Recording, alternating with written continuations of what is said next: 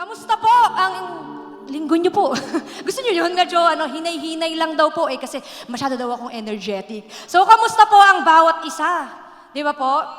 Mabuti po, no? Magandang umaga po sa inyong lahat. At ngayon po, dahil Women's Month, gusto niyo yun? Para ako nagla-live selling no? At ngayon po, mga kaibigan, dahil Women's Month, no? Talaga namang gusto ko lang pasalamatan ng lahat ng babae na i-recognize natin. Palakpakan natin ang bawat. Maraming salamat. Mabuhay ang Panginoon. Mabuhay ang mga kababaihan. Yes! At ang mga kalalakihan po, mabuhay kayo hanggat gusto nyo. Di ba? Hindi, joke lang. Mabuhay din po kayo, di ba? So, ayan nga po, dahil ngayon ay Women's Month.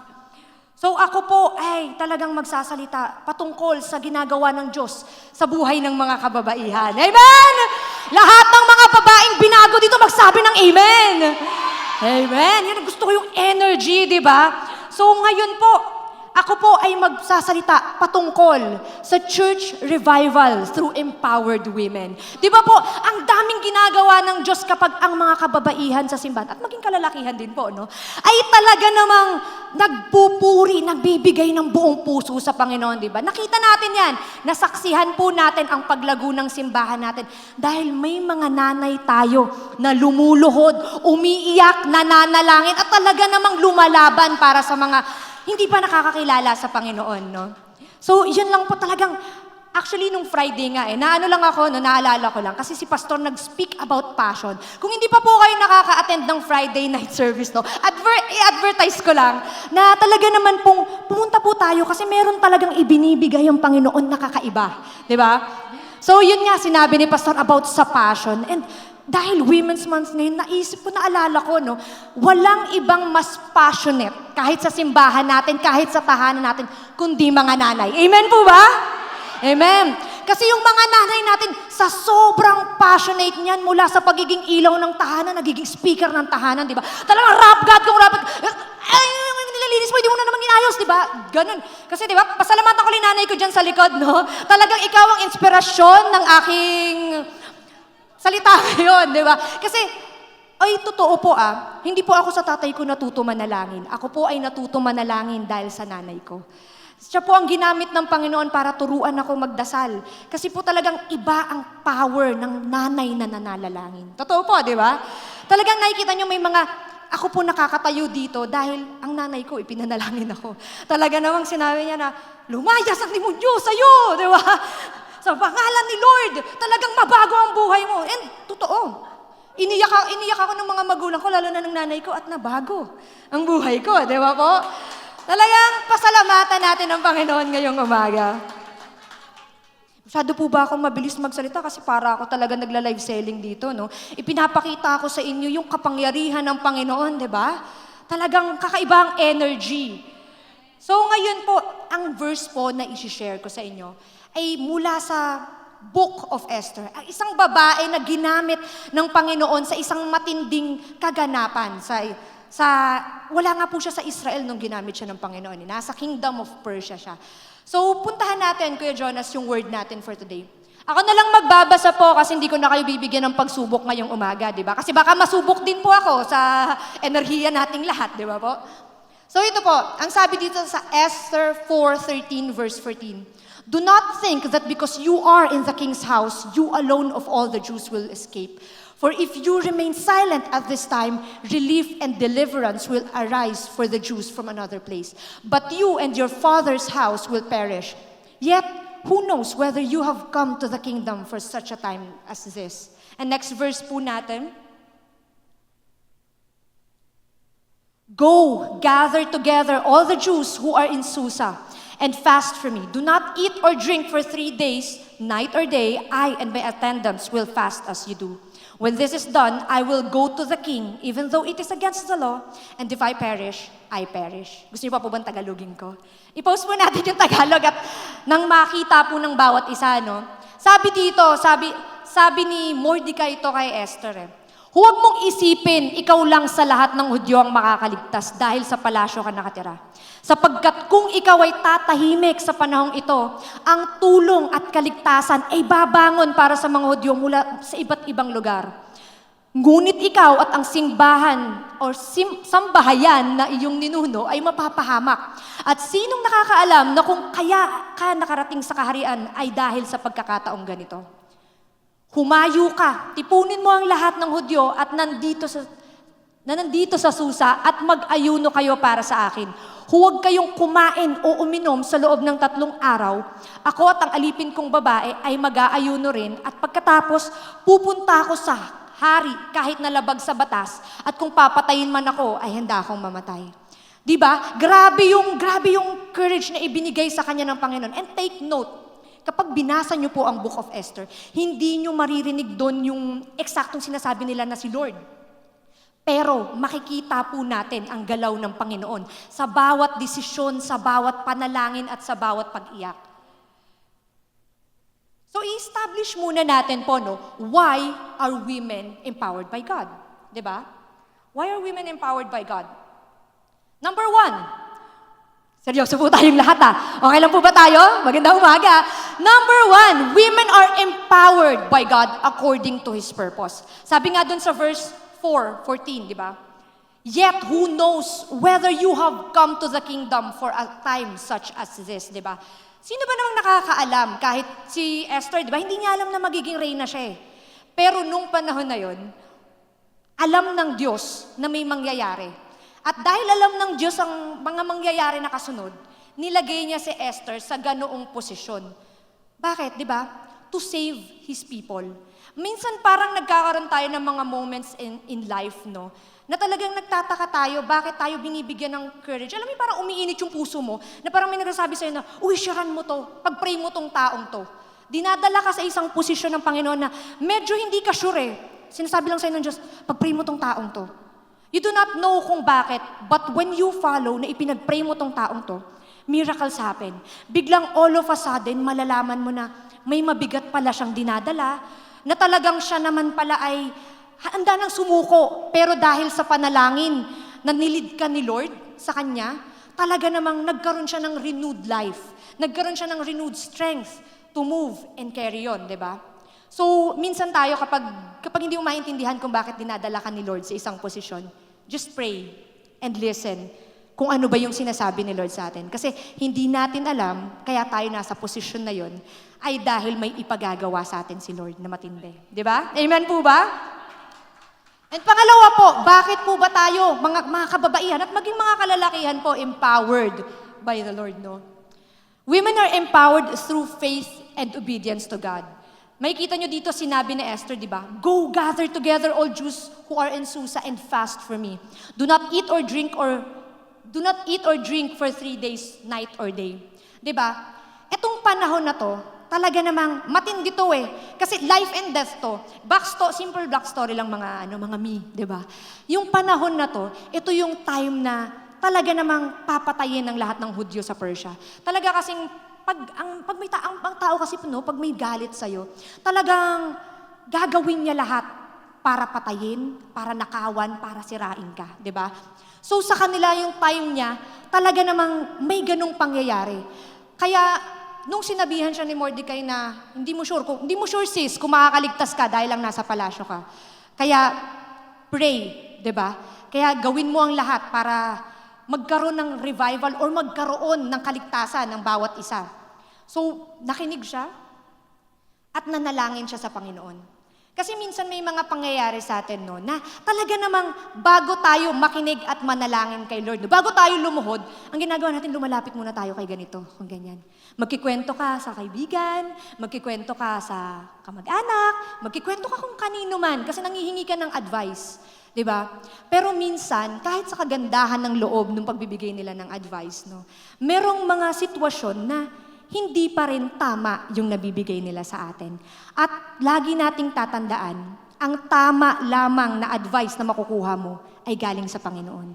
At para makuha mo yung advice na yun at yung tamang gabay na yun, no, kailangan mo talagang manalangin.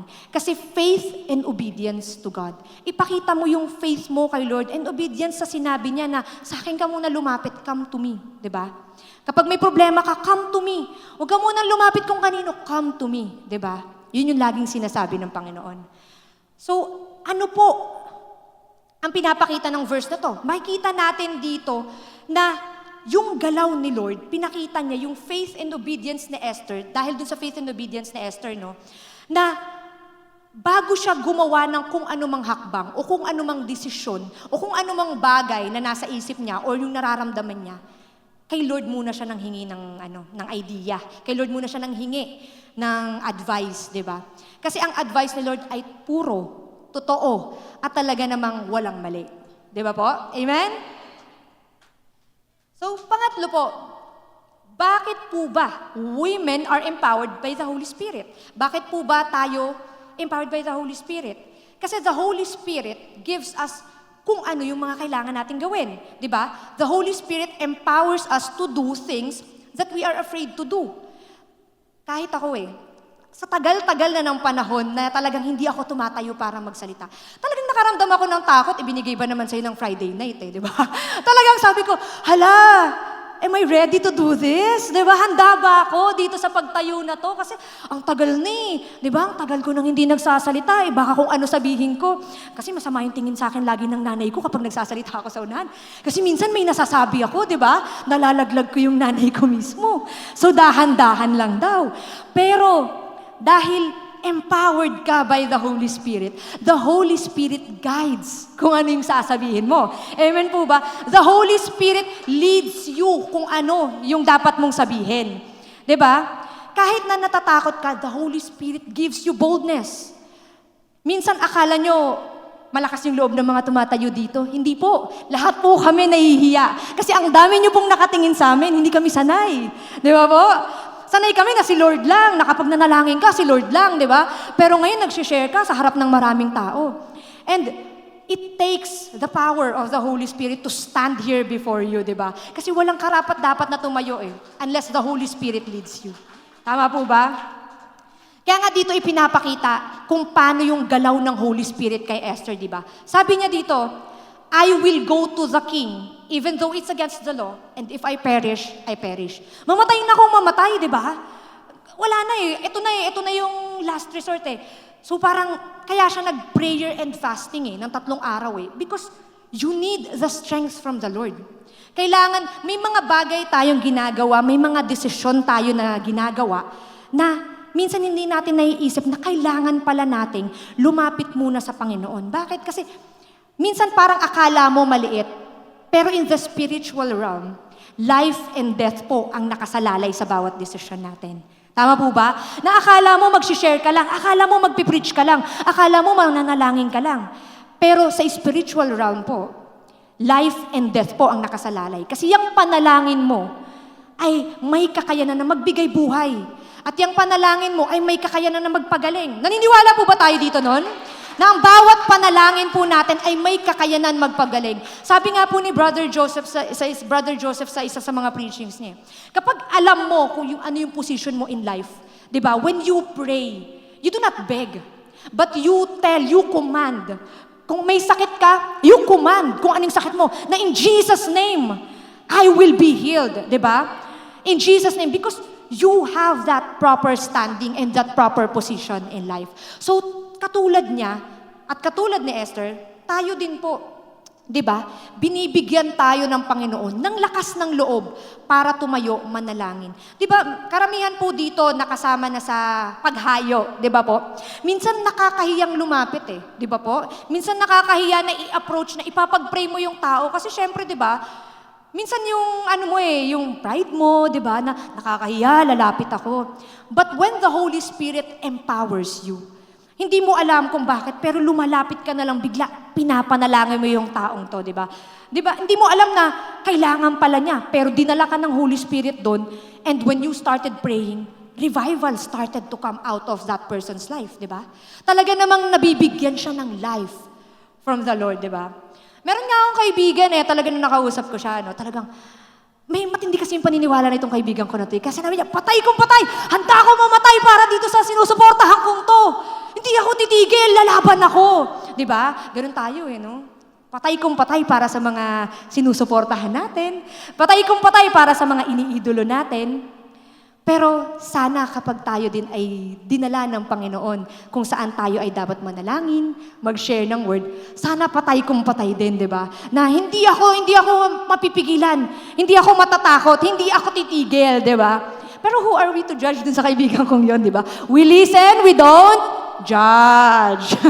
Yan lang naman po, di ba? So tayong mga kababaihan, alam natin katulad ng sinabi ko kanina, di ba? Hindi lang sa mga lalaki, maging tayong mga kababaihan meron tayong takot na magsalita sa harapan, meron tayong takot na manalangin, mag-share ng word, meron tayong takot. Bakit?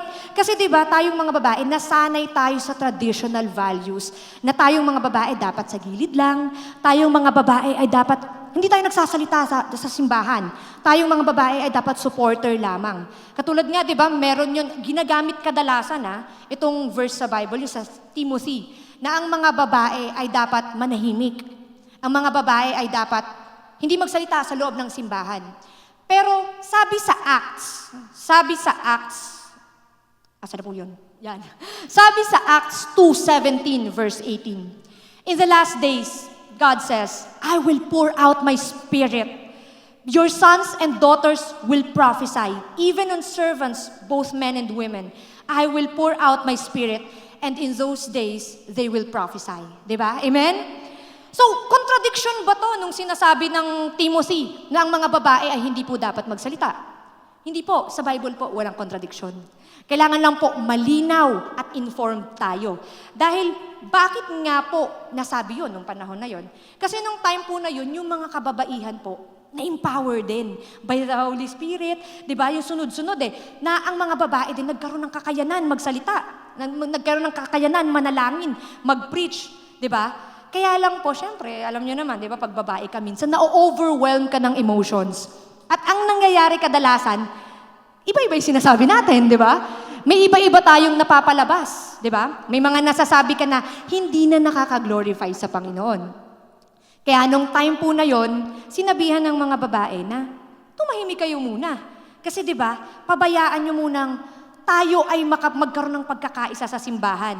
Kasi po noon, instead na magkaroon po ng pagkakaisa nga, nagkaroon ng kaguluhan. Kasi yung mga babae talaga, alam niyo naman pag yung mga babae nagsama-sama po, di ba? Talagang ratatatatatatatata, nagpipray si pastor, ratatatatata, di ba? Totoo po yun. Habang nagpipray si pastor, Panginoon! Di ba? May ganun May sumisigaw din sa gilid. Hindi po masama yun. Hindi po masama na tayo po ay nananalangin. Tayo ay sumisigaw. Tayo ay nagpipray ng buong alab. Pero po, tayo po ay pinaaalalahanan na kung tayo po ay magiging daan para ang iba ay madulas, madapa sa kanilang pananampalataya, ay kailangan po nating bantayan ang ating mga sarili. Di ba po? Na instead na kasiguraduhan, yun yung nangyari sa kanila instead na kasiguraduhan sa simbahan, nagkaroon ng kaguluhan, di ba? Kaya nagkaroon po ng verse na pinatatahimik tayo mga babae. Pero hindi po yun ang gustong mangyari sa Biblia. Ang gusto pong mangyari ng Diyos sa atin ay magkaroon tayo ng godly wisdom, empowered by the Holy Spirit, na when you speak with life. Hindi po tayo nagsasalita para i-down ng kung sino. Hindi po tayo nagsasalita para maliitin yung mga kapwa natin or pagchismisan yung mga kaibigan natin dito sa simbahan, di ba po? Tayo ay nagsasalita bilang mga kababaihan para palakasin ng bawat isa. Tama po? Amen. Kasi po, alam niyo po, nakarinig ako ng mga nanay na talagang, alam mo na, amaze po ako kasi, grabe, may mga nanay po pala na ganun, na talagang pagpalain ka ng Panginoon. Kasi di ba nakasanayan natin di ba? Yung sinasabi lagi sa atin ng mga sinaunang nanay, di ba? Lagi pong negatibo, na hindi ka lalago, ganito ka lang. Pero nakakatuwa po palang marinig na kapag ang mga nanay talagang binibless ka, na ikaw pagtanda mo, pagpapalain ka ng Diyos to the point na magiging pagpapala ka hindi lang sa sarili mo, sa pamilya mo, kundi sa iba. Di ba ang sarap po makarinig ng mga nanay na ganun? Kaya nawa po yung mga nanay natin dito, instead po na nagrarap tayo sa umaga, talaga namang ang irap po natin ay ang pagmamahal ng Diyos. Di ba? Instead na sinisigawan natin sa umaga yung mga anak natin kasi hindi ka na naman bumabangon, late ka na naman. Ano ka, prinsesa, prinsipe, mayaman, senyorito ka ba? Senyorita ka. Instead na ganun po ang bugan natin sa umaga. Try nyo po, gawin nyo po ito. Tumayo ka sa harap ng anak mo, ipag-pray mo. Panginoon, kung ano man po ang nandito sa batang to at hindi pa siya bumabangon, di ba? Pagpalain mo tong batang to, Panginoon, na ngayong mismo, tatayo to.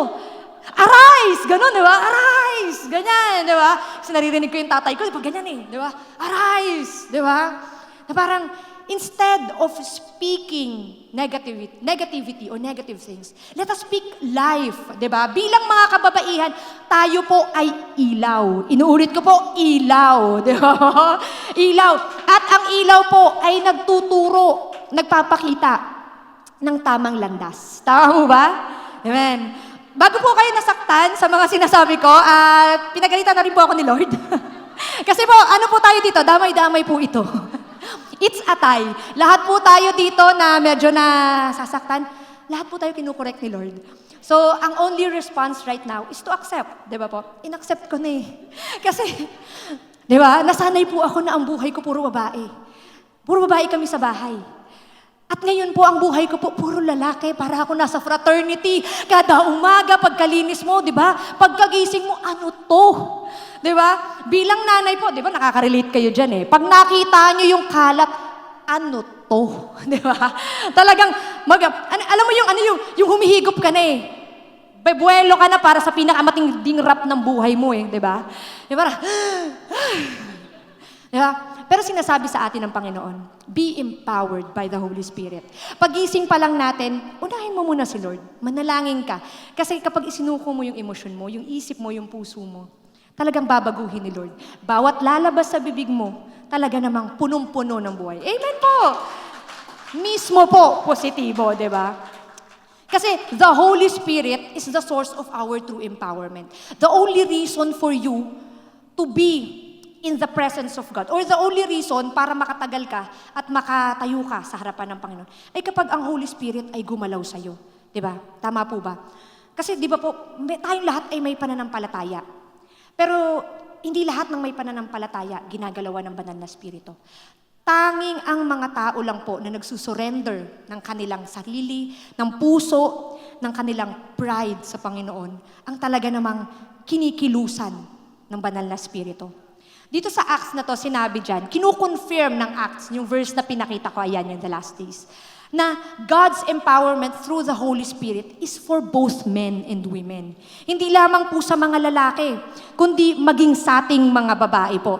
Tayo po ay talaga namang ini-empower ng banal na Espiritu para talagang to boldly preach, to boldly speak, to change lives. Lagi niyo pong tandaan, ulitin ko po, ang unang buhay po na babaguhin natin ay yung buhay ng pamilya natin, at buhay ng mga nakapaligid sa atin. So kayong mga nanay po, ang unang-una niyo pong babaguhin, mababago, ay ang buhay ng mga anak niyo po. So, tayo po ay lumapit sa Panginoon and be empowered by the Holy Spirit. Tama po ba? Kasi naniniwala ako na ang mga kababaihan ay talaga namang may kakaibang use sa tahanan ng Diyos. Kasi ang mga kalalakihan po, di ba, ang mga kalalakihan talagang straight, firm, talaga pong sila kapag nagsalita sila ay talagang, alam niyo po yun, walang kinikilingan. Pero ang mga nanay po kapag nagsalita, ang mga kababaihan po, talagang nakakakuha ng puso eh. Bakit? Tingnan niyo po, karamihan po nandito sa simbahan nating kababaihan. Bakit po? Kasi gustong ipakita ng Panginoon na ikaw bilang babae ay gagamitin niya para sa ikalalago ng kaharian niya. Bakit po maraming babae dito sa simbahan natin? Kasi po ito ay simbahan. Nagsimula ito sa simbahan na punong-puno ng panalangin. Nakita ko po bawat nanay, bawat kabataan na babae, di ba? Mga kabataang lalaki din, na talagang lumuluhod na nanalangin sa Panginoon. At kaya tayong mga kababaihan ay tinatawag ng Panginoon muli. Kasi gusto ni Lord na mas marami pa tayong ma-reach out. Mas marami pang mabagong buhay. Mas marami pa po tayong madala sa Panginoon. Tama po ba? So ngayon, ang question ngayong umaga, how can empowered women bring revival in the church? Paano nga po ba makakapagdala ng revival ang mga empowered women, empowered by the Holy Spirit na mga babae? Number 1 po, ang mga empowered by the Holy Spirit na babae ay may spiritual awareness. Tayo po na mga empowered by the Holy Spirit, we understand na we are at war. Di ba? Minsan akala natin, anong war ba yung sinasayo? Nagsimba na lang ako, nasama pa ako sa gera, di ba? Nagsisimba lang ako, nabigyan pa ng pagsubok. Di ba? Ano ba yung war na sinasabi natin? Ang war po na sinasabi natin ay spiritual. Dahil minsan akala natin yung mga simpleng pagsubok natin, pagsubok lang. Hindi po. Yung minsang mga pagsubok na yan ay laban po sa spiritual na mundo. At kaya po tayo nananalo doon ay dahil tayo po ay lumuluhod at nananalangin. At bilang mga babaeng empowered by the Holy Spirit, no, dapat naiintindihan natin na itong gerang to, hindi natin to maipapanalo sa pagbubunganga. Hindi po natin to maipapanalo sa pagsasalita lamang. Maipapanalo po natin to kapag tayo po ay nanalangin. Di ba po? Parang sa time ni Esther, di ba makikita nyo dun sa verse na pinakita ko kanina, no? Sa time ni Esther, backstory lang, no? Ang kalaban po nila dito ay tao, si Haman. Pero ginamit siya ng kaaway para patayin, nakawan, sirain, at ubusin ng mga Hudyo, di ba? And sa modern day times, katulad ng sinabi ko kanina, ang laban natin ay spiritual. Ang kalaban natin ngayon ay mga demonyo, di ba? The devil, sabi sa Bible yun the devil came to steal, to kill, and to destroy. Ang layunin ng demonyo ay talaga namang sirain yung buhay mo bilang Kristiyano. Pag nakawan ka nung buhay na ibinibigay sa'yo ng Panginoon. Di ba? At talaga namang sirain yung testimony mo. Di ba po, mapapansin nyo, di ba parang, kung kailan ako nagbigay ng buhay ko sa Panginoon, no? Kung kailan ako nagsiserve, kung kailan ako nananalangin ulit, tsaka naman sunod-sunod yung problema. Di ba? Kakapanalangin mo lang pagsubok agad. Di ba? Kakapanalangin mo lang talagang yung pamilya mo, sinusubok ka talaga. Parang yung emosyon mo talagang ini-steer up para magalit ka, di ba? Napansin niyo po ba yun? Sino po yung nakapansin na? Sumigaw na amen. Karamihan po sa atin napapansin natin yun. Yun po ang matinding patunay na ang laban po natin ay spiritual. Di ba po? Na dito sabi sa Ephesians, ito yung back up dun sa sinasabi ko po, no? For our struggle is not against flesh and blood, but against the rulers, against the authorities, against the powers of this world, and against spiritual forces of evil in the heavenly realm. Ang mga kalaban po natin ay rulers of darkness, principalities pala. Yung spiritual na kalaban natin ay rulers of darkness, authorities, powers, mga principalities. Madami po sila, may hierarchy sila, di ba po? Talagang merong ranking po ang mga kaaway natin. At paano po natin malalabanan yun? Kapag tayo po ay nanalig sa Diyos at nanalangin. Inuulit-ulit ko po yung pananalangin at pagde-devotion kasi kailangan pong bumalik sa atin yun bilang mga women of God. For you to be empowered, hindi ka magiging malakas sa pakikinig lang po sa tuwing linggo. Hindi ka magiging malakas po. Hindi po, ang pakikinig po natin tuwing linggo ay pagkain spiritual lang. Pero para ma-equip ka talaga, para maging handa ka sa laban, kailangan po nating manalangin at magbasa ng salita ng Diyos. Always po yun, always tayong babalik sa basics. Kasi po, pag nakalimutan natin yun, kahit anong lakas mo, babagsak at babagsak ka. Di ba po? So dito po sinasabi talaga na the devil is trying to choke the life out of us. Mapapansin mo talaga di ba? Tuwing kakasimba mo lang tapos biglang mag-aaway kayo ng asawa mo, di ba? Kakasimba mo pa lang tapos biglang makakaaway mo yung kaibigan mo, di ba? Kakasimba mo pa lang, tapos mamaya-maya may nagme-message na sa'yo. Galit na galit. Di ba po? Kaya tayong mga Kristiyano, kailangan spiritually aware tayo na yung mga ganyang pangyayari po, hindi natin kalaban tao. Ang kalaban po natin ay mga spiritual na bagay, mga principalities, powers, authorities, yun po ang kalaban natin, di ba? Kaya, anong ginagawa ng demonyo sa atin, di ba? Yun nga yung katulad sinabi ko. Dinidistract niya po tayo. Paano? By giving us ungodly relationships. Sa mga bata, sa mga kabataan po, di ba? Dumaan din po ako sa teens, di ba? So sa mga kabataan, alam natin yan, na nagkakaroon tayo ng mga ungodly relationships. Pinapadala yan ng kaaway para talagang alisin ka sa divine calling mo, di ba? Parang magkakaroon ka ng mga boyfriend na hindi sumasampalataya, magkakaroon kayo ng pag-aawayan niyo yung simbahan, di ba? Tapos minsan naman, parang bukod dun sa ungodly relationships, nagkakaroon tayo ng worldly entertainment. Mas na-entertain na tayo sa mga pinapanood natin, sa mga reality shows, di ba po? Sa mga telenovela. May nanonood pa ba ng telenovela dito? Hindi na po kasi ako aware eh. May nanonood pa po ba ng telenovela dito? O reality shows na, no po? Yung mga, katulad ng PBB, di ba? Napapanood natin yun, di ba po? So parang, hindi naman po masama na tayo po ay manood, ma-entertain, hindi po masama yun. Everything is permissible, but not everything is beneficial, sabi sa Bible. Di ba po? Nanonood tayo, pero dapat po alam din natin na minsan ginagamit yon ng kaaway para hindi ka na manalangin. Di ba? Kasi pagtapos mo manood, inaantok ka na eh. Pagtapos mo manood, pagod ka na eh. Pagtapos mo manood, pahinga na, di ba? So, minsan ginagamit po yung entertainment, yung pahinga ng kaaway. Di ba po? Ano pa ba yung mga distraction sa atin, di ba? Parang bukod sa entertainment, yung pamilya natin mismo, di ba? Katulad yung sinabi ko kanina, di ba? Kakasimba mo pa lang, mag-aaway kayo. Di ba? So, parang ikaw, naano yung puso mo? Parang, alam mo yung parang medyo lumalayo ka na. Kakapray ko lang. Tapos, alam mo yung parang napapanghinaan ka agad ng loob. Kakapray ko lang, tong anak ko na naman, masarap yung, di ba? Masarap yung, kakapray ko lang eh, kakapakinig ko lang ng salta, kakadevotion ko lang. Di ba? Napapansin po natin yun. Kasi ninanakawan po tayo ng demonyo. Yun po yung paraan na tinatanggal niya sa atin.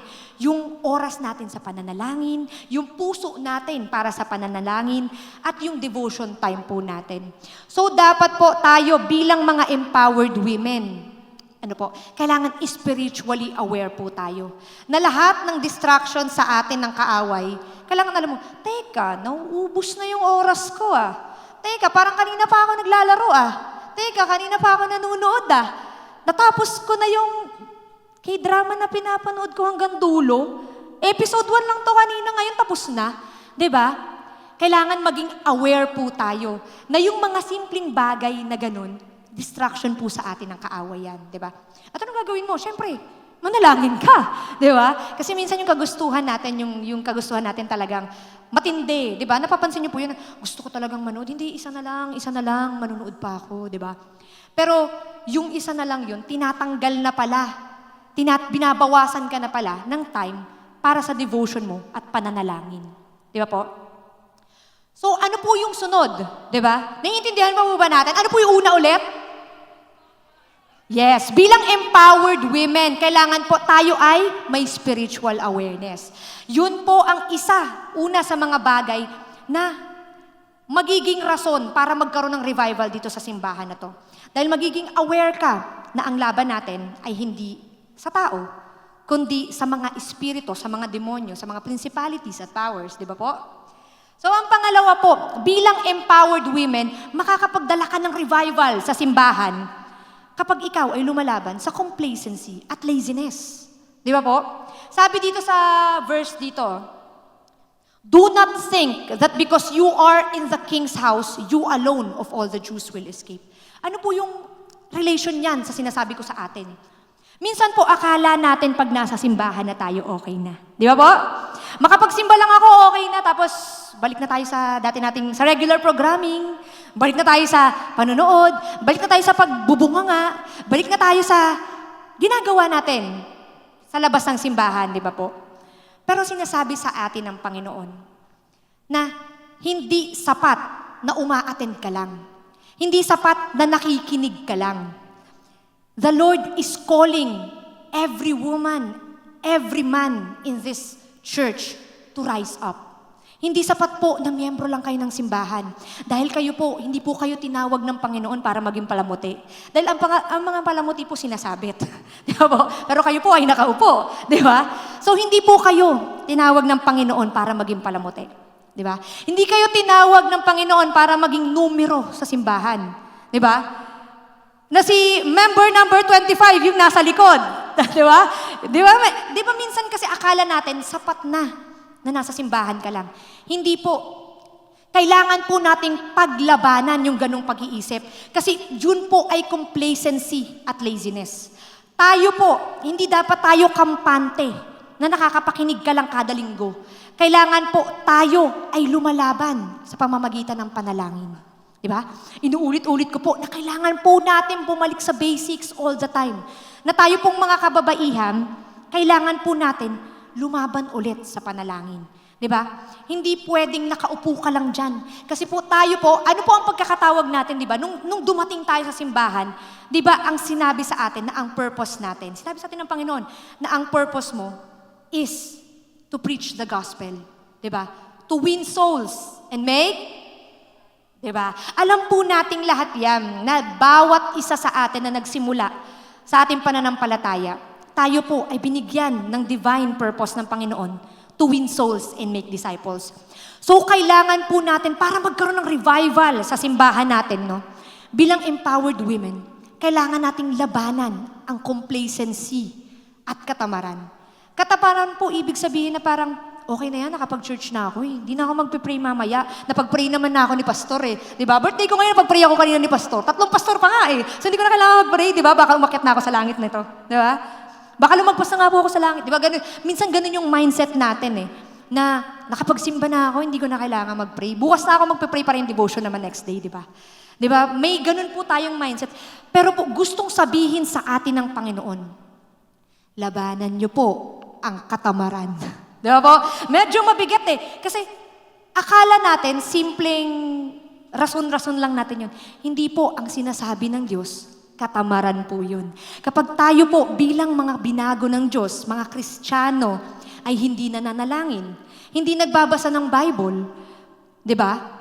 Tayo po ay nagiging tamad sa harapan ng Diyos. Bakit? Kasi hindi ka na nagkakaroon ng time, diba? To talk to the Lord. At tatandaan niyo po, tayo po ay continually nasa proseso ng pagbabago. Di ba po? At ang pananalangin, pagbabasa ng Biblia po, yun po ang nagiging daan ng Panginoon para baguhin tayo. Ang pananalangin at pagbabasa ng Bible po, hindi po para sa Diyos yan. Para po sa atin yan. Di ba? The more na nagbabasa ka ng Bible, the more na nananalangin ka, nagugulat ka, nagbabago yung personalidad mo. Honestly, ako nga po talaga nilaban din ako ng asawa ko sa panalangin. Talagang iba po yung ugali, personalidad ng taong nasa labas ng simbahan. Totoo po, di ba? Iba ang pag-iisip. Kasi talagang ang pag-iisip nila lahat against sa kanila. Ang pag-iisip po ng mga nasa labas ng simbahan, lagi silang kinakalaban. Di ba po? Pero the Lord is telling us na hindi tao ang kalaban, kundi spiritual na mga kalaban, principalities, rulers, and powers. Kaya dapat po, lumaban ka rin sa panalangin. Nagpapasalamat ako sa mga nanay natin na lumalaban sa panalangin para sa mga anak nila, di ba po? Mga nanay po natin na lumalaban sa panalangin para sa simbahan. Kasi alam niyo po, honestly, pag prayer and fasting, ang nakikita ko po, 90% ng nasa prayer and fasting, kababaihan po. And nagpapasalamat ako sa bawat kababaihan na talaga namang lumalaban sa pananalangin. Kasi po, tayo po ay pinangakuan ng Diyos na lalago tayo. Pero kailangan po nating ilaban sa panalangin yun. Kailangan po natin, kasi bakit natin kailangan ilaban sa panalangin? Kasi may kalaban tayo. At ang kalaban po natin, ang intensyon ay patayin, sirain at nakawan tayo. At bawat oras na ninanakaw sa'yo ng kalaban, oras yun na nawawala para manalangin ka para sa mga tao, para sa pamilya mo, sa mga anak mo. So, tayo po ay dapat lumalaban sa complacency at laziness. Naniniwala po ako na lahat ng babae dito at mga kalalakihan dito ay talaga namang masipag manalangin. Amen? Medyo medyo tumagilid po tayo doon Naniniwala po ako na lahat ng kababaihan dito at kalalakihan ay lumalaban sa pananalangin. Amen? Yan, di ba? Kasi dapat with conviction, always remember, when the Holy Spirit empowers you, the Holy Spirit gives you boldness, conviction, courage. So kapag nag-amen tayo, amen, di ba? Hindi, amen. Parang mahiwalay, amen. Parang nahiya kayo sa katabi nyo mag-amen eh. Di ba? Kayo din po yan, magkakasama po tayo. Di ba po? So dito po, ang sinasabi ko po sa inyo ay lumaban tayo sa panalangin. Di ba po? Ano po yung una ulit? Ang mga empowered na kababaihan at kalalakihan para magkaroon ng revival sa simbahan. Ano po ang kailangan? At pangalawa po, yan, fight complacency and laziness. And number 3 po, kaya nagkakaroon ng revival sa simbahan, di ba? Kasi empowered women are speaking up. Hindi po tayo nananahimik sa gilid at nakikinig lang kay pastor. Hindi po tayo taga-amen at taga-yes sa likod. Kundi tayo po ay taga-dala ng mabuting balita. Amen? Energy. Amen? Yan. Di ba po? Kasi sabi dito sa verse na to, kung babasahin po natin, "For if you remain completely silent at this time, relief and deliverance will arise for the Jews from another place. But you and your father's house will perish."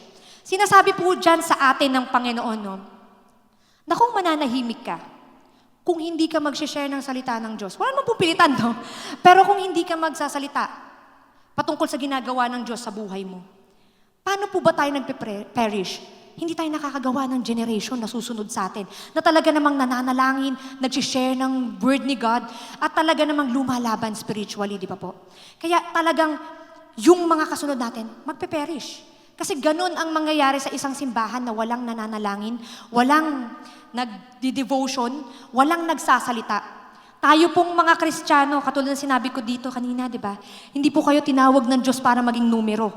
Tinawag kayo ng Diyos para magsalita, para ipamahagi yung mabuting gawa ng Panginoon sa buhay nyo, sa buhay ng pamilya nyo, at sa paligid natin, di ba po? Amen? Yan. So, a lot of people right now, katulad sabi ko, maraming tao ang napapahamak. Alam niyo po, sa tanang buhay ko, ilang years pa lang naman ako, no? Sa tanang buhay ko po, lagi kong naririnig na people perish because of lack of knowledge. Dito po sa mundo natin, maraming tao ang namamatay. Namamatay ng walang pagkakakilala sa Diyos. Kasi walang nag-share. Walang nagre-reach out. Di ba po?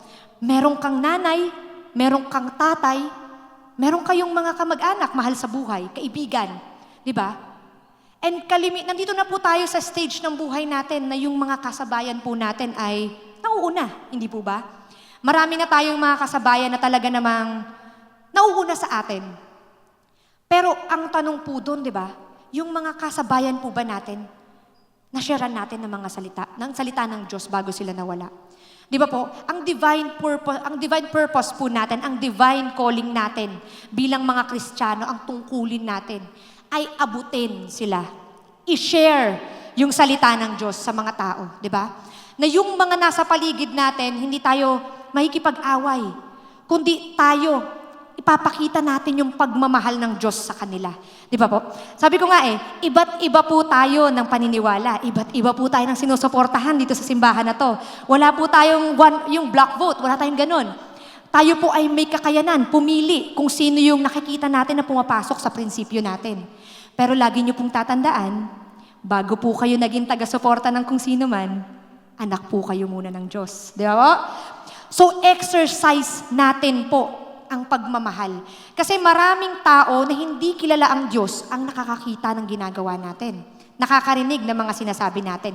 Nakakabasa ng mga pinopost natin. So tayo po ang tungkulin natin ay to spread the word. Diba? Spread the love of God. Diba? Amen po ba? Yan. Kasi nga, diba, back-up verse lang dun sa sinabi ko na maraming namamatay dahil, wala silang kapagkakakilala sa Panginoon. Hindi lang po yun nagsasabi ng physical death, no? Hindi lang po physical death yung sinasabi natin. Spiritual death po. Ang pinaka-nakakatakot na kamatayan is kamatayan na malayo ka sa Diyos. Kamatayang spiritual. Di ba po?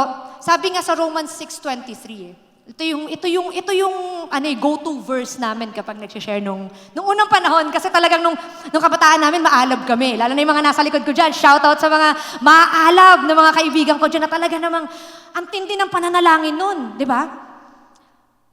Romans 6:23, "For the wages of sin is death, but the gift of God is eternal life in Christ Jesus our Lord."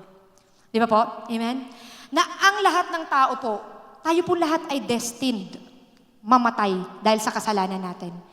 Pero ang mabuting balita po ng Panginoon na tayo po ay iniligtas sa kamatayan dahil namatay si Jesus para sa atin. Hindi po ba?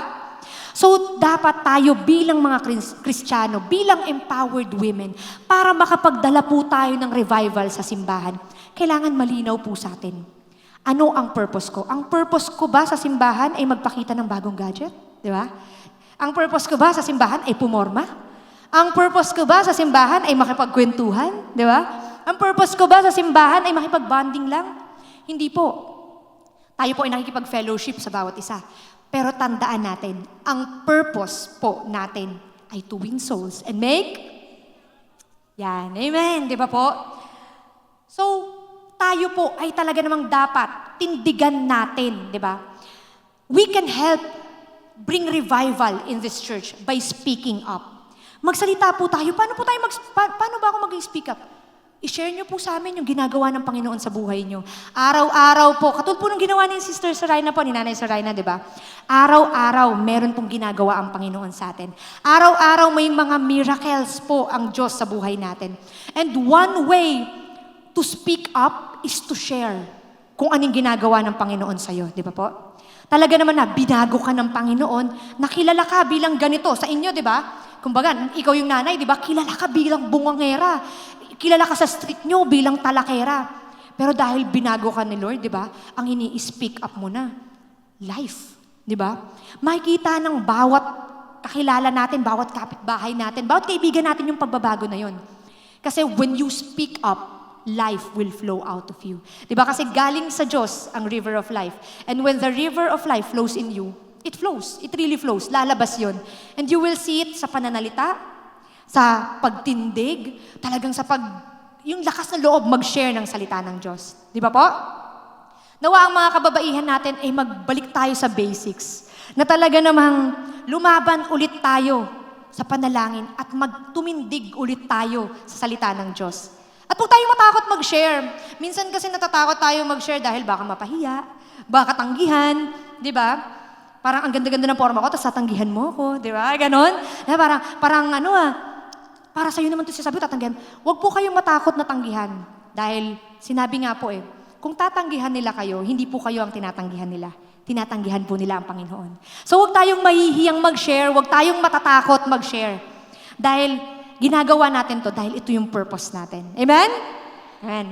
So ano po ulit yung una para magkaroon ng revival sa simbahan? Spiritual awareness. Pangalawa po, fight complacency and laziness. Pangatlo po. At pang-apat po, ang mga taong nakakapagpabago, ang mga kababaihan na nakakapagpabago ng hindi lamang sa loob ng simbahan, maging sa labas, yung mga kababaihan na alam nila yung purpose nila. Na, di ba parang nauso sa atin yun yung mga boss, di ba? Boss babe. Ganon. Di ba yung natawag sa social media, di ba? Na CEO na strong and independent women, di ba?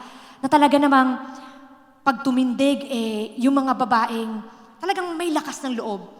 Bakit po? Kasi alam nila yung purpose nila. Alam nila yung purpose nila. Minsan po, syempre sa mundo, iba yung paniniwala nilang purpose nila. Pero tayo bilang Kristiyano, di ba nga, ang purpose natin ay tumindig para sa Panginoon. Kaya, di ba parang yung mga babae na nasa simbahan, na alam nila yung purpose nila, hindi sila natatakot. Mapahiya na ako mapahiya. Di ba? Mapahiya na ako mapahiya. Laban kong laban para lang makapanalangin. Naalala ko po nung kabataan namin, no, medyo malapit-lapit lang naman na past. Talagang yung mga kasamahan ko po ay talagang hindi natatakot. Parang alam mo, i-approach kanila. I-approach nila mga random na mga estudyante, no. Tatanungin, pwede ba kita ipanalangin? Pwede ba ako mag-share ng word sa'yo? Pwede, meron ka bang ilang minuto para i-share ko sa'yo si Jesus? Di ba? Walang takot. Walang takot po. Bakit? Kasi alam nila ang purpose nila. Empowered by the Holy Spirit at alam nila ang purpose nila. At kung alam mo ang purpose mo, hindi ka matatakot mag-share ng salita ng Diyos. Dahil alam natin na itong buhay natin, meron pang beyond. Merong langit, lupa, impyerno. Diba? Merong impyerno. Totoo po, mga kaibigan, ang impyerno. At hindi po tayo natatakot dito sa simbahan na to na sabihing totoo yun. Kasi ang mga taong walang personal na relasyon sa Diyos ay mapupunta. Kahit ayaw man nating sabihin, mapupunta sa impyerno. That is the reason why we are desperate to share the Word of God. Why we must rise up, we must speak up, di ba? Kaya dapat tayo bilang mga Kristiyano, alam mo na yung salita ng Diyos eh. Ang tagal na natin sa simbahan. Ang tagal mo nang nakikinig ng salita ng Diyos. Alam mo na ang purpose mo ay mag-share ng salita ng Diyos. So bakit ka matatakot? Di ba? Ito na eh. Andito na tayo sa last days. Andito na tayo sa punto ng buhay natin, di ba?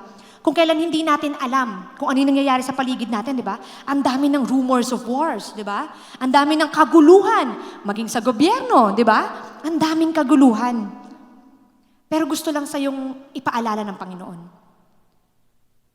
Merong mga wars, may mga rumors of wars, but do not be afraid. Focus sa purpose mo. Ang purpose mo ay hindi lang magpayaman. Ang purpose mo ay hindi lang para sa karir mo. Ang purpose mo hindi lang para maging nanay. Ang purpose mo ay para tumayo para sa Panginoon. Amen? Yan. So, andito po tayo sa simbahan na to, hindi para hilahin ng isa't isa pababa. Hindi po para magpataasan, kundi para hatakin natin ang bawat isa na tayo po lahat ay umangat. 'Di ba? Umangat na hindi tayo matatawag na, Kristiyano ka pa naman. Di ba? Lagi natin naririnig yun eh, Kristiyano ka pa naman. Di ba? Nagsasalita ka pa naman about sa Diyos, tas ganyan. Hindi po. Andito tayo para ipakita sa kanila na Kristiyano tayo. At tayo, malinaw sa atin, maliwanag ang purpose natin. Di ba? Once again, ano ang purpose natin? To win souls? Yes. So, what must be our response to the call? Ano yung dapat nating gawin para tayo ay maging empowered men and women dito sa lugar na to? Number 1, make a decision. Kagaya ng ginawa ni Esther, di ba, sinabi niya, nung sinabi sa kanya na ni Mordecai yung nangyayari, ang sinabi niya, go, gather together all the Jews who are in Susa and fast for me. Make a decision. Nung time na yan, nagdesisyon siya. Kasi pwede siyang mamatay eh. Kapag nagkamali siya sa gagawin niya, pwede siyang mamatay. Kapalit niyan buhay niya. And buhay ng lahat ng Hudyo na nakasalalay sa kanya. Di ba po? So, para maging empowered man or woman ka, ang sinasabi po sa atin ng Diyos, katulad ni Esther, make a decision. Magkaroon po tayo ng desisyon na totoong mananalangin, totoong lalapit tayo sa Panginoon, na hindi tayo paglabas natin sa simbahan, babalik sa dati nating gawi. Na hindi tayo paglabas natin sa simbahan, babalik sa nakasanayan natin. Make a decision na talaga namang pag sumunod ka na. Di ba po? Make a decision na talaga namang tinanggap mo na si Lord. Walk in your purpose. Walk in faith. Di ba po? So yan ang una nating gagawin para maging empowered man at empowered woman tayo. Di ba po? Ano po ulit ang una? Hindi po. Ang layo niyo na po. Amen? Amen po ba? Yan. Ang una po nating gagawin para maging empowered men and women tayo ay magdesisyon. Magdesisyon po tayo na hindi na tayo babalik. Di ba po? Magdesisyon tayo. Alam ko po mahirap na maging straight sa Panginoon. Alam niyo po yun, yung hindi ka nagkakamali. Mahirap po yun kasi tayo po ay tao lang. Pero ang sinasabi po sa atin ng Panginoon, kapag nagkamali ka, kapag nagkasala ka, lumuhod ka, lumapit ka, magrepent ka, and lumakad ka ulit. 'Di ba? Huwag kang manatili dun sa posisyon ng pagkakasala. Kasi the moment na magtagal ka dun, mahirap lumabas. Sinasabi ko po sa inyo. Mahirap makalabas kapag naipit ka dun sa kumunoy ng self-guilt, ng doubt, na mamahalin pa ba ako ni Lord? Paulit-ulit na yung kasalanan ko di ba? Make a decision. Make a decision sa sarili mo na hindi ka titigil. Kahit na madapa ka, hindi ka titigil. Di ba nga, na-share ko to one time sabi ko, ang weirdo ng sino ba naman nagpasimula nung nagsabi na walk in faith? Di ba? Kasi sabi ko, simula nung naging Kristiyano ko, parang hindi ko naranasan yung walk in faith. Bakit sa akin pagulong? Di ba? Hindi, sabi nila, lumakad ka sa pananampalataya. Bakit parang gumugulong ako? Kasi minsan, mataas ka. Minsan, sigurado ka sa paniniwala. Sigurado ka sa pananampalataya mo. Minsan, bumabagsak ka sa kasalanan. Di ba? Minsan, bumabagsak ka sa temptasyon. Minsan, bumabagsak ka. Pero sabi nga ng Panginoon as long as hindi ka tumitigil, as long as hindi ka nawawala, fight for your faith. Fight for your salvation. Kasi ninanakaw yan ang kaaway, di ba? Kahit pagulong, at least, di ba, lumalakad tayo. Kahit pagulong tayong umakyat, okay lang yun. Kahit gaano kahirap, okay lang yun. Di ba? As long as nagdesisyon kang ibigay kay Lord ang buhay mo, hindi ka titigil. Di ba? Huwag kang tumigil. Sa mga kaibigan ko, sa mga kapatid ko sa pananampalataya, sa mga kumari ko dyan, sa mga huwag kayong titigil. Minsan sa buhay natin talaga namang sinusubok tayo. Pero huwag kang titigil. Lakad lang, gapang lang, gulong lang, di ba? Gapang lang, kaya natin to, di ba? Talaga namang, kasi walang temptasyon na iaalaw sa iyo ng Panginoon na hindi mo makakayang paglabanan. Lahat ng temptasyon ay paulit-ulit lamang kasi wala namang bagong demonyo eh. Yung demonyo, ever since na yan, nandyan na yan. So ang ginagawa niya sa tao, paulit-ulit lang. So ikaw bilang Kristiyano, you have to understand and you have to know na kapag nagdesisyon ka, the Lord will provide a way for you. Sa bawat temptation, sa bawat pagsubok, the Lord will provide a way for you. Amen? Diba? So huwag tayong lalayo sa Panginoon. Balik tayo always sa basics. Diba? So ano ulit yung sinabi ko? Diba? Unang paraan para maging empowered woman or man tayo sa harapan ng Diyos ay for you to make a decision. Tindigan po natin yung pagkakatawag sa atin ng Panginoon. Tindigan natin yung pagtanggap natin sa Kanya. Nilinis na po tayo, binago na po tayo. You are already clean sa mata ng Panginoon. So pag tumindig ka, tindigan mo na, di ba? Amen po? Ang pangalawa, para po tayo maging talaga namang empowered men and women sa simbahan na to. Kailangan po natin pray and connect to the Lord. Diba? Sabi sa Esther kanina ko pa inuulit-ulit ko po yung bawat verses kasi bawat verses po may nakapalaman na sinasabi sa atin ng Panginoon. Bawat verses po malaman yung sinasabi sa atin ni Lord na talagang maraming paraan, marami kang matututunan sa bawat verse. Kaya kapag nag-devotion po tayo, I urge you na bawat passage po, bawat linya, ipanalangin mo kay Lord, Lord, ano ba yung sinasabi mo sa akin? Kasi kadalasan nagbibigay si Lord ng step by step, di ba? Step by the step para sumakses ka. Di ba? Amen? So, number 2, pray and connect to the Lord. Lagi po nating tatandaan, hindi po tayo makaka-forward. Hindi po tayo makakausad ng tahimik kung hindi po tayo mananalangin. Tama po? So, bumalik po tayo. Huwag natin ilayo yung mga sarili natin. Yes, nagkakasala tayo. Pero humingi lang tayo ng repentance. Mag-repent lang tayo sa Panginoon. Magsisi tayo sa kasalanan, tapos labanan na natin yung kasalanan, di ba? Magsisi tayo, at huwag nating hayaan na lumayo tayo sa Panginoon. Di ba? Kasi ang kasalanan ang ginagawa niya, nilalayo ka niya sa Panginoon eh. Kasi nilalayo niya yung puso mo sa Panginoon. Kasi tinatanggal niya yung kagustuhan mong manalangin. Tama po? So, bumalik po tayo. Alam ko sa karamihan sa atin, katulad ng sinabi ko, nag-i-struggle talaga mag-pray, mag-devotion.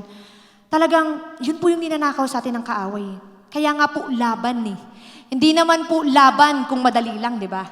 Hindi naman po tatawaging laban kung easy lang yung gagawin natin, di ba po? Kaya tayo lumalaban dahil meron tayong kaaway. At kailangan nating ilaban yung pananalangin at pagbabasa ng Biblia. Tama? Kaya huwag nating kalimutan na magdasal at kumonekta sa Panginoon. Dahil hindi tayo makakatayo, hindi ka makakapagsalita, hindi ka makakapag-share ng gospel ng word ni Lord kapag hindi ka-empowered by the Holy Spirit. And yung empowerment by the Holy Spirit, it comes through continuous prayer, devotion, fasting. Di ba po? So, ano po yung next natin? Ano po yung una natin ulit? Para po tayo maging empowered? Make a decision. Pangalawa po? At pangatlo po, ito po, be firm in your decision. Di ba? Sabi sa verse 9, I will go to the king even though it is against the law. And if I perish, I perish. Patay kung patay. Nawa po bumalik tayo doon sa matinding pananampalataya natin kay Lord, na patay kung patay. Hindi ako mapipigil. Huwag niyo akong limitahan. Di ba po? Di niyo ako malilimitahan. Mag-share ako. Kahit uwian na, mag-share ako. Di ba? Huwag kayo magpapalimita. Be firm in your decisions. Di ba? Trust in the Lord and be firm kung ano man yung napagdesisyonan mo. Nagdesisyon ka ngayon na ibigay kay Lord yung buhay mo, na ibigay ulit kay Lord yung buhay mo, then stand by your decision. Stand firm sa decision mo. Huwag ka nang magpasway. Huwag ka nang magpa-distract sa kaaway. Of course, distraction will come. Pero we can fight through prayer and devotion. Tumalo na agad kayo sa fasting. Prayer and devotion po, no? So, bago ako mag-end, as an empowered woman, no, I'd like to share a story. Meron akong kaibigan. Yung kaibigan ko na to, talaga namang close kami nito, tight kami nito eh. Talagang kasama ko to sa lahat ng bagay. Itong kaibigan na to, talagang mula pagkabata niya, kunento niya sa akin, mula pagkabata ko, talagang hindi na ako nakaranas ng pagmamahal. I mean, nakakaranas ako kasi mabuti naman yung magulang ko sa akin eh. Pero syempre, di ba, kalimitan sa pamilya, kapag ikaw yung strong soldier sa pamilya, kapag ikaw yung matibay, nakikita ng magulang mo na kapag ikaw yung matibay, kapag ikaw yung decision maker, kapag ikaw yung matatag, minsan na-overlook tayo ng mga magulang natin, ng pamilya natin, yung mga anak natin, na-overlook natin, di ba po? At itong kaibigan ko na to, sinabi niya, mabait naman yung mga magulang ko. They are doing their best para ipakita sa akin yung pagmamahal. Pero dahil ako yung strong soldier ng pamilya namin eh. Dahil ako yung pinakamatatag na anak eh. Dahil ako yung pinaka-inaasahan. Eh, nakakalimutan nila na tao din ako. Di ba? Na nakakaramdam din ako. Na nalulungkot din ako. Na naghahanap din ako ng validation. At itong kaibigan ko na to, no, sa ganong sitwasyon, nag-pile up yun na simula parang pagkabata niya, parang naghahanap na siya ng validation, naghahanap na siya ng pagmamahal, di ba? Hinanap niya yun kung saan-saang lugar. Lagi po natin tandaan, no? Kapag hindi mo mahahanap ang validation, pagmamahal, at ang kapayapaan sa mundo, mahahanap lang po natin yan kay Lord. At itong kaibigan ko na to, hinanap niya kung saan-saan. And mga around April 2015, kasi detalyado kami magkwentuhan eh, di ba? April 2015, itong kaibigan ko na to, nagdesisyon siya. Sabi niya, tatapusin ko na lahat. Hindi ko makita sa mundo, hindi ko makita sa kahit na kaninong tao yung pagmamahal na hinahanap ko. Kasi ang alam nila sa akin, ang nakikita nila sa akin, malakas ako. Mas kailangan fokusan yung mga kapatid ko, dahil yung mga kapatid ko, hindi naman kasing tibay, hindi naman kasing desisyonado katulad ko. Hindi naman kasing tatag katulad ko. So, hindi ko na alam kung saan ko makikita to. At yung kaibigan ko na yun, nagsulat na siya ng suicide note. Trigger warning lang po ah. Nagsulat na siya ng pamamaalam. Kasi minsan hindi natin maintindihan bakit yung mga tao pinipili nila yung galong landas, di ba? Kasi may mga sitwasyon na akala natin sa atin madali. Pero sa kanila ng mga nakakaramdam, nagkakaroon sila ng matinding bighati. At talagang yung depression at yung kalungkutan, talagang magkakasama yun. So, nagdesisyon siya. And right at that moment, natatapusin niya na yung buhay niya. No? Sabi niya, lalabas ko na yung sama ng loob ko sa'yo, Lord. Kasi, ang hiningi ko lang naman, gusto ko lang naman ng wholehearted love eh. Ang hiningi ko lang naman, gusto kong mahalin ako eh, na pagpahalagahan ako, na makita ng pamilya ko, na hindi ako always matatag. Na may rason kung bakit minsan, nagagalit ako bigla, nalulungkot ako bigla, nangihina ako. May rason. Di ba? Na hindi sa lahat ng oras, kaya ko lahat ng bagay. Na hindi sa lahat ng oras, kaya kong labanan yung mga bagay-bagay mag-isa. Sabi niya kay Lord, Lord, ang hiningi ko lang naman sa'yo, wholehearted love eh. Pero bakit ganun?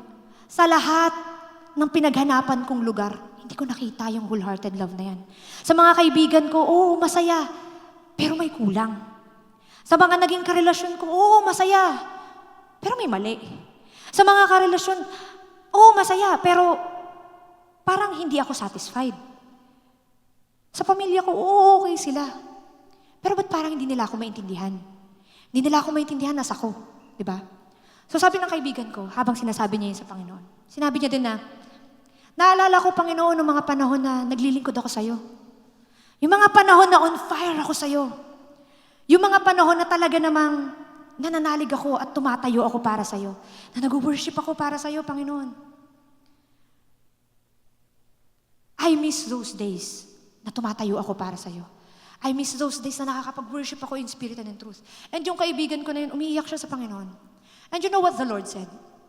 Sabi sa kanya ng Panginoon, out of nowhere, sinabi sa kanya ng Panginoon, I will make 3 promises to you. Number 1, I will give you the wholehearted love na hinihingi mo. I will provide to you the love na hinahanap mo sa mundo, sa mga magulang mo, sa ibang tao, sa mga karelasyon mo. I will give that wholehearted love to you. At pangalawa, I will give that praise back to you. At bibigyan kita ng bonus. I will show you the woman you are to become. An empowered woman that the Holy Spirit will come upon you and you will preach, you will speak the word of the Lord. And you know, I am thankful because I stand here today, empowered by the Holy Spirit, na nakakatayo sa harapan nyo. Because of the decision that I make, na paniwalaan yung pangako sa akin ng Panginoon. Mahabang storya kapag sinabi ko pa sa inyo kung paano ko napatunayan yung mga pangako na yun dahil binigay sa akin ng Panginoon talaga yung mga pinangako niya. Pero ang sinasabi ko sa inyo, wala pa man din ako doon sa empowered talaga by the Holy Spirit. Pero papunta na. Di ba po? Amen? Papunta na. So sa inyo po, maaaring naiisip nyo na, bakit hindi na ako gamitin ng Panginoon eh? Makasalanan ako eh. Ang dami ko nang ginawa eh. Baka hindi na ako pwedeng gamitin ng Panginoon, matanda na ako eh. Bigay na natin sa kanila yun, bigay na natin sa mga bata yun. Baka hindi na ako pwedeng gamitin ng Panginoon kasi wala na akong enerhiya. Wala na akong spiritual energy para manalangin, magsalita. Baka hindi na ako gamitin ng Panginoon dahil babae ako. Dahil, alam nyo na, natatakot ako na baka hindi ako karapat-dapat. Pero gustong sabihin ng Panginoon sa inyo. The only moment you will be empowered is when you pray and when you read the Word. At ang Panginoon po, open siya sa lahat. Walang edad, walang gender, walang kapansanan, di ba? Walang makakahadlang sa pagmamahal ng Diyos.